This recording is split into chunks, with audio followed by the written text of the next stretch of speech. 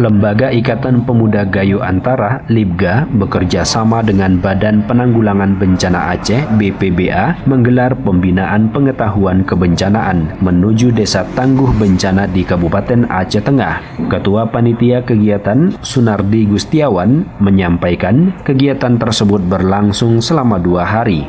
Dimulai pada tanggal 21 November 2022. Tujuan kegiatan, kata Gusti, meningkatkan kapasitas peserta terhadap penanggulangan dan pengurangan resiko bencana. Selain itu, menumbuhkan semangat peserta untuk peduli bahwa bencana adalah tanggung jawab semua pihak, serta melakukan pencegahan bencana dan penanggulangannya guna perencanaan menuju pembentukan desa tangguh bencana. Kegiatan juga mengundang sejumlah narasumber, mulai dari Bupati dan TNI Polri, anggota Dewan Perwakilan Rakyat Aceh Bardan Saidi, dan Kepala Badan Penanggulangan Bencana Daerah BPBD Aceh Tengah Andalika, serta Direktur Eksekutif Walhi Aceh Ahmad Solihin.